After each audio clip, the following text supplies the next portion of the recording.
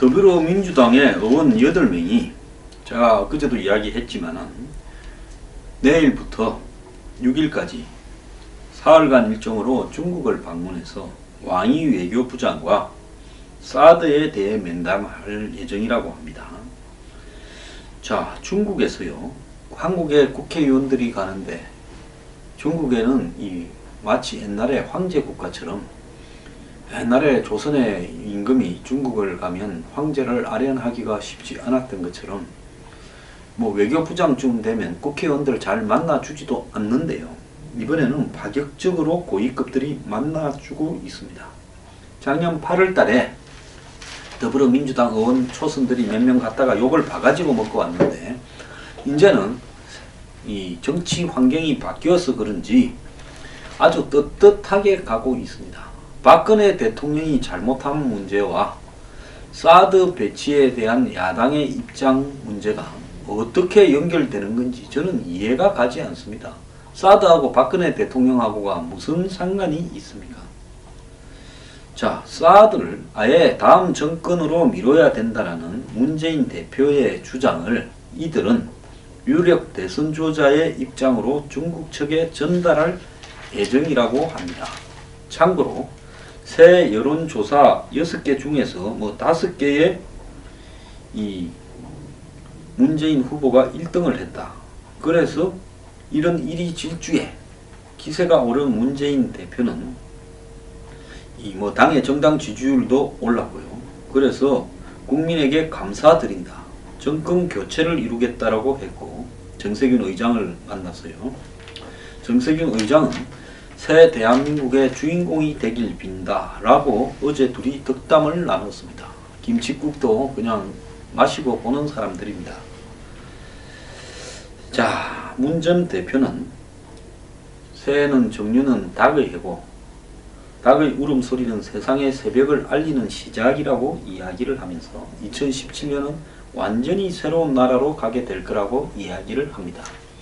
닭을 그렇게 싫어하던 야당 사람들이 닭이 이 일종의 길조고 좋은 징조의 서막이라고 이야기하는 것도 좀 아이러니합니다만은 문 전 대표는 이순신 장군이 말했던 제조사나 나라를 다시 만든다 라는 정신과 그 다음에 고종이 대한제국을 만들고도 이루지 못한 새로운 나라의 꿈이 합쳐져서 큰 도전과 변혁의 한 해가 될 거다 라고 이야기를 하고 있습니다. 자, 문재인 대표 이제 신이 나서 적폐청산과 사회대개혁이라는 국민의 요구에 대해 국회에서 빠르게 해결해 나가겠다. 선거 연령도 지금 19세인데 18세까지 낮추겠다.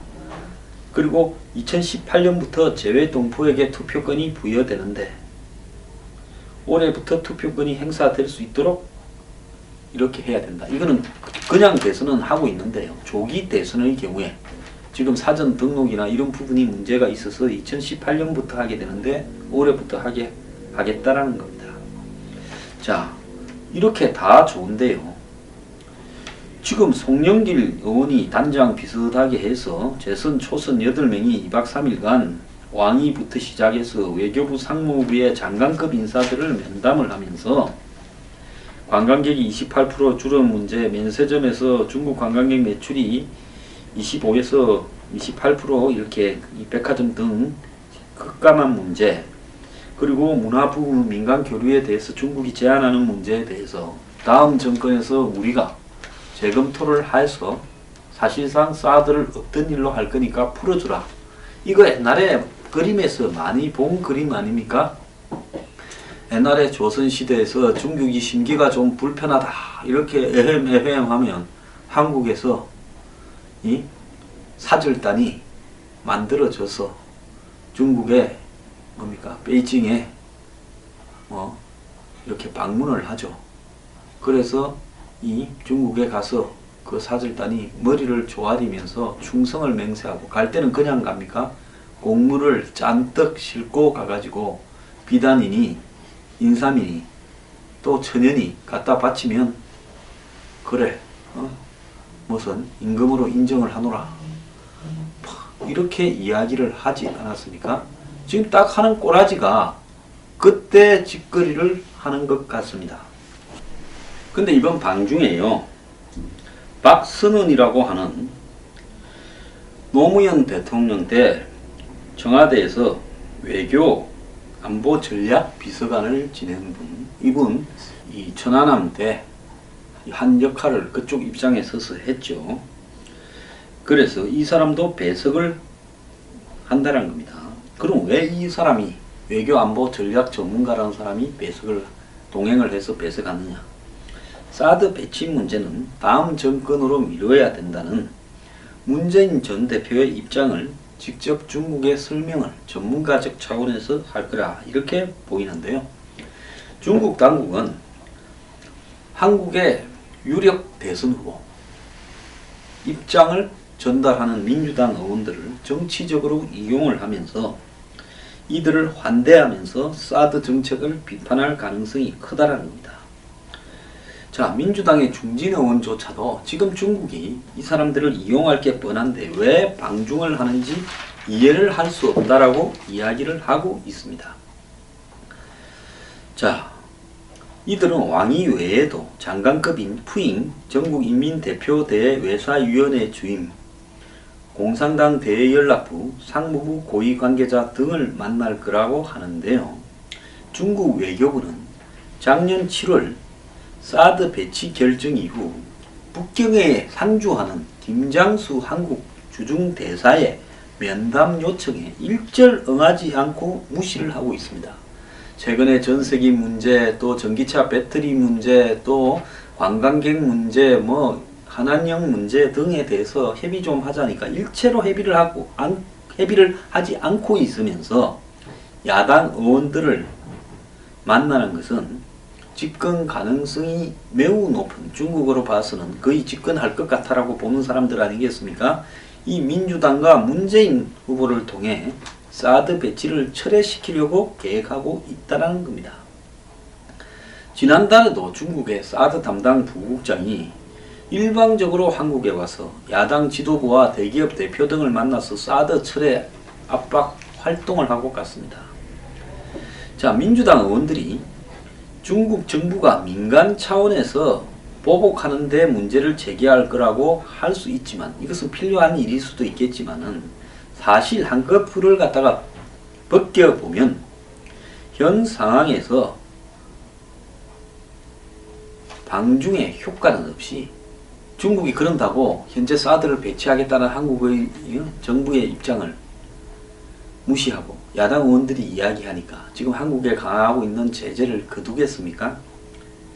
중국의 이용만 당하고 우리 내부의 적정 분열을 초래할 가능성이 높다라는 겁니다.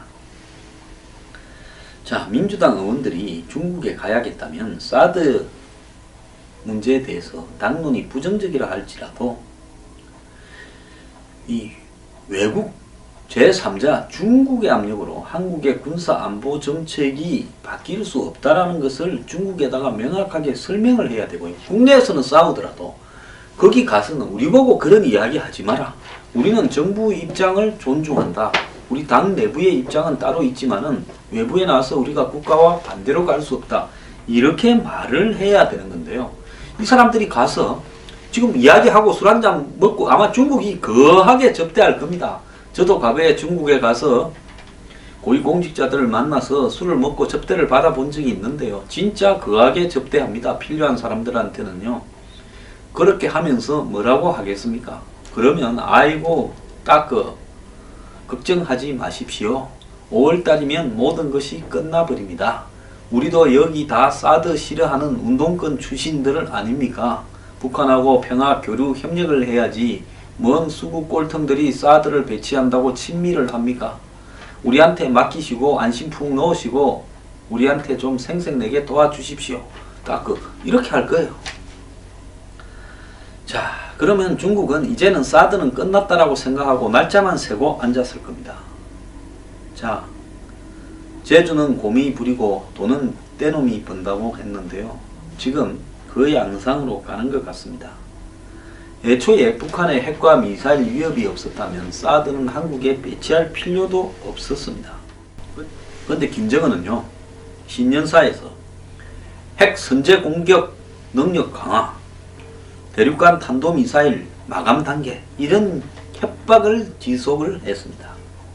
중국이 사실상 북한의 식량과 연료를 대고 이런 상황에서 중국이 북한을 제대로 쪼고 국경 무역을 차단하고 그 다음에 돈줄을 차단했다면 이 사태까지 오지도 않았을 겁니다. 김정은 3대가 핵을 개발하는데 중국 회사, 위장 회사의 이름으로 외국에서 이 핵무기 개발 자재들을 이렇게 사들였다는 것은 이미 다 알려졌습니다. 그런데도 중국은 자신들이 북한을 도와서 사실상 북한을 자신들의 애완견처럼 이렇게 다루면서 미국이나 한국, 일본을 상대로 물어라 물어라 하면서 어른은 개 주인 같은 역할을 하고 있으면서 시치미를 뚝 떼고 있습니다. 자, 이런 그 중국의 행태, 지금 한국을 바라보는 중국의 시각은 너네들은 북한처럼 우리 밑에 기어들어 와야지, 너네들이 뭘 독자적으로 한다고 미국에 붙어먹고 일본하고 친하게 지내려고 하느냐? 그거는 우리가 그 꼴은 못 보지. 너네들은 옛날부터 역사적으로 우리의 속국이고 식민지야.